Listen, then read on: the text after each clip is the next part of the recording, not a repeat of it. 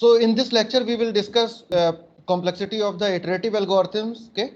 So as you can see here that we can have a program in recursive manner, or we can have the same program in iterative manner. So here you can see the example of factorial. This is an example of iterative solution of the factorial problem. Okay. So here you have a factorial. This is a variable fact1, and here you are using loop, and using this loop you are multiplying the value of I to fact so that you can get the factorial at the end. And this is the recursive solution of the same problem. Here you are calling the same function again and again to get the result. As you can see that this is an iterative program. So let us write each and every complexity for each and every step. Okay. For example, here float sum, this is a function definition. So we have taken the cost as 0. Okay. This is curly braces, and here we have also written 0. Okay. And here you can see that this statement is executable statement. Okay. Because you are assigning value 0 to this variable, that's why the cost is 1. Okay. And what is the frequency? It is 1, and total number of steps is 1. This step is non-executable step because this is memory allocation step. Now you can see here that this is a for loop, and this will execute if we consider that cost is constant, and the frequency of this loop is n plus 1. The total number of steps are n plus 1. Okay. And here also you can see that this will also execute n time, and total number of steps will be n, and this will execute one time because it will return. So while it will return, it will just exit. Okay. So this is outside of the for loop. Okay. Now the total number of steps are 2n plus 3 according to it, and you know that if the total number of steps are 2n plus 3, the complexity is big O of n. In this example also you are computing the number of operations which are there in a program. So here you have these I equal to 1. This is executable statement. That's why if you are saying that the cost of execution of this statement is C1. In the previous example, we were taking cost as constant, that is 1. But we are considering here the cost of the operation. Okay. For example, if I say that I equal to 0, the cost of this operation is C1.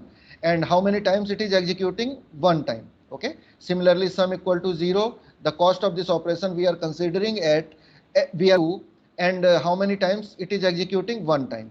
Okay. This is a while loop, and here also you can see that this while loop will execute how many times? N plus 1 time, because n times it will execute for true condition, and after that one time it will check condition for the false status. Okay. So that's why it is n plus 1. J equal to 1, it will execute n time because it is inside the loop. Similarly, here you can see that it is another while loop. It is also executing n times, and if the cost of this statement is C5, then the total number of times it will execute is n into n plus 1. Okay. So it will execute n into n plus 1, and here also you will see that sum equal to sum plus I. Okay. This is another statement, and it will execute n into n times and n into n times, and here I equal to I plus 1. This is outside of inner while loop, outside of this loop. That's why it will execute n time. Okay. So we are counting the steps. C1 equal to 1, C2 equal to 1,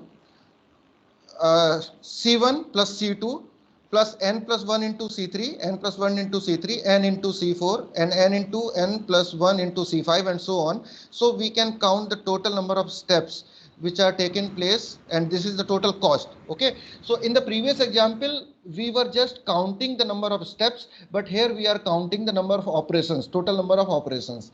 Okay. The cost of operations. So this is the difference. Yes. Sir while loop में हमने n plus 1 क्यों लिया है n की जगह?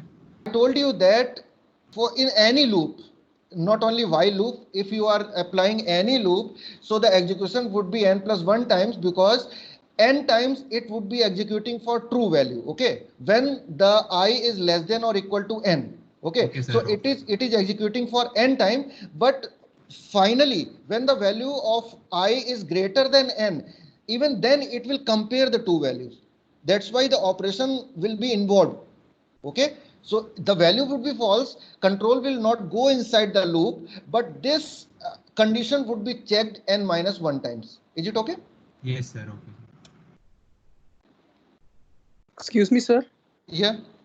Sir वो while का n into n plus 1 तो हो गया, उसके Yeah. नीचे जो n into n है सर, तो उसमें पहला वाला n पहले वाले लूप का है और दूसरा वाला n इस वाले लूप का है sir. C5. C6 sir. You are talking about C6. This is the inner loop. Yes, this is the inner loop. तो सर इसके Because inner this, loop you के can अंदर see the you can see the bracket. Okay. Okay. So- yes sir. Yes. Sir मतलब जितने भी statements अगर inner loop में होंगे वो सबके फिर n into n के ही होंगे सर. n into n होंगे, इंटरनली n into n होंगे, और ये वाला जो लूप होगा while j this statement, this comparison would be taken place n plus 1 time. Okay, sir. so that's why you are writing n into n plus 1, because this n is because of the external loop and this n plus 1 is because of the internal loop. Okay. Okay sir, thank you. These are some formulas which will be used later when you will compute the complexity. Okay. So now come to the example. Okay, tell me, this is a function and this is obviously non-recursive function, iterative function it is. So what is the complexity of the first example? Sir, order of n square. Order of n square. Yes. Order of n square. Order of n square. Order of n square. Very good. Complexity of example 2. Sorry. Big O of n. Big O of n. What is happening here? You are multiplying the value of I. Okay. So how it will execute? So how it will execute? First value of I would be 1. Okay. Second value of I would be what? 2. 2. Third, will the complexity be Third value is 2 raised to the power n. 2 raised to the power n. third value is 4. Okay. Next value is 8. Okay. So you can write 2 to the power 0, 2 to the power 1, 2 to the power 2, and 2 to the power 3, and so on. Okay. Let's say it will execute till 2 to the power k. Okay. Is it clear? Is it okay? Yes. Are you getting the point what I am saying? First time the value of I would be 1. Second time its value would be 2. Next time it is 4. Next time it is 8. So if you want to write it in the power of 2, you can write 2 to the power 0, 2 to the power 1, and 2, and 3, and up to k, suppose. So how many times it is getting executed? It is actually getting executed till k times. It is executing k times. Okay. Fine. So it is not executing n times, it is executing k times. And it will execute till this value, this 2 to the power k, this value is greater than n. Okay. So when your value 2 to the power k is n, then this loop will stop. Is it clear? Yes, sir. Let me explain it again.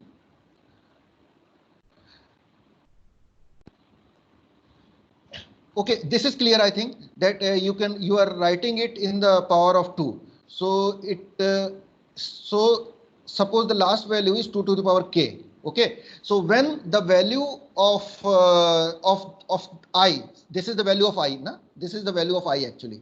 This is the value of I. So when the value of I is equal to 2 to the power k, and when this value 2 to the power k is greater than, when this value is greater than n, then this loop will stop. Is it clear? Yes, sir. Okay. When you will achieve this value, when this value is equal to n equal to 2 to the power k. Okay. So how many times this loop is getting executed?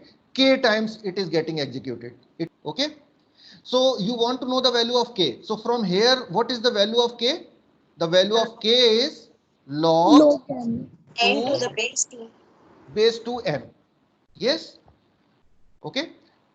But it is executing more than that, one more times. Okay, because it is starting from 0. So actual number of operations would be log n plus 1. But it is if you write it in big O notation, so that will be order of log base 2 n. So suppose this loop is executing k times. Okay, so what will happen when the value of n is, suppose greater, take some greater value, when the value of n is 10. Okay, then what will happen when the value of n is 10? Then next value would be 5, half. Okay, and next value would again be half. So Sir, it every will time it is execute 3 times. n as a larger value, so it will execute for value of 10 it will execute 3 times. Okay, so every time it is getting half. Number of iterations are roughly the number of iterations are getting half. Okay, so the complexity of this program would also be order of log n. Consider this example, example 4. What is happening here? You have two loops. Okay, but the inner loop is like, and outer loop is executing n times. N log n. Yes, very good. And this is order of n log n, because it will execute log n times and this would be repeated n times. Okay, okay, what about it? So now what about it? Sir, it will be O of n cube for fifth example. No, it will not be. I have already told you Sir, that n Oh, square. sorry, sir. O of Square of n n. square. Sir, Square. because yes, third I one have is already constant. told you that this is the constant thing. Okay, Yes, sir. here Yes. you don't have n. Okay, so this is constant. Okay, so for I equal to 1, for I equal to 1, this is the I and this is j. For I equal to 1, this will execute how many times? One time. Okay, for I equal to 2, this loop will execute how many times? This inner loop will execute how many times? 2 times. It will execute 2 times. Okay, for I equal to 3, the inner loop will execute 3 times, and so on. Okay, so how many times this is executing? Internal loop, this segment is executing, this block is executing. If I equal to n, the inner loop will execute n times. Okay, so what is the total number of iterations? The sum of all these values. Okay, is it clear? Yes, sir. Okay, the sum of all these values. Okay, so that is n square times.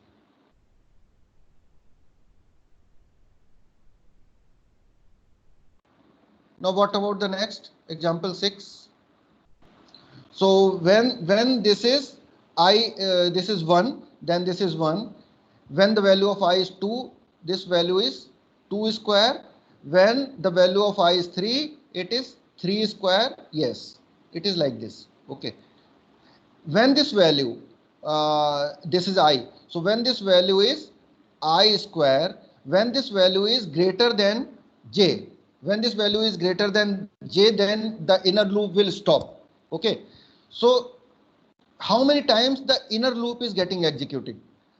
Sum of all these, sum of all these. Okay, so how would you find the sum of all these numbers? The sum. Okay, this would be the sum. So that is actually the highest term is what? N cube. N. Okay, n cube. So this would be n cube log n. Log n. Okay, find the time complexity of the following iterative algorithms. Very simple. For I equal to 1 to n, is it clear? This would be n. This will also be n, order of n. This will be. Sir, it will be sum of odd numbers till n. Sum of odd numbers till n. What will be the complex? 2 times, because it is executing only for the odd numbers. That's why it will Yes. execute only for n by 2 times. And if you write in the big O notation, it would be n only. Okay, and what about it? Obviously, as you can see here, it will execute n by 20 times, but the complexity will be same, the order of n. N. Okay, okay, now question 5. N square. N square, sir. N square, yes. What about it? What is happening? you have a loop and the value of p is increasing. Okay, p is increasing by a factor of I. So the value of p is becoming p plus I. So how it will execute? What will happen here? This is I, suppose, and this is p. Okay, so what is happening here? When the value of I is 1, okay, then the value of p is also 1. Okay, when the value of I is 2, then the value of p is p plus I. Okay, so the value of p will be p plus I. Okay, p plus I. The current value of I is 2 and current value of p is 1. So the value of p will become p plus I. So that will be 3. Okay, next value of I is 3. The next value of p will be p plus I. The value of p is 3 and I is also 3. So this value will be 6. Okay, next value of I is 4. Next value of p will be p plus I, that is 10, and so on and so on. Okay, so it will execute till the value of p is less than n. Okay, so when this value is getting greater, this value is becoming greater than n, it will stop executing. Okay, let us see that this is executing k times, and we are considering that in k times this value is getting greater than the n. Okay, this p value is getting greater than the n. So what is this value? So we want to know this value. So in k iterations, what will be this value? So from here you can see that suppose in 4 iterations this value is 10. In 3 iterations this value is 6. So actually what is this value? This value is the sum of previous I numbers. Okay, so suppose this value is 6. So 6 is 3 plus 2 plus 1. Okay, 10 is 4 plus 3 plus 2 plus 1. Okay, so sum of these k numbers would be the value of p. Okay, so this would be k into k plus 1 divided by 2. Okay, this is the value of p in k iterations of I. Okay, and this will be true when this value will be greater than n. When this value is greater than n, then this will stop. Okay, so actually you are finding that if k plus 1 divided by 2, when this value is greater than n, then it will stop. And if it is greater than n, then the order will be, the big O notation would be under root n. Excuse me, sir. Yes. Sir, will you share the PowerPoint presentation with us? Yes, sure. I will share it. Okay, thank you, sir.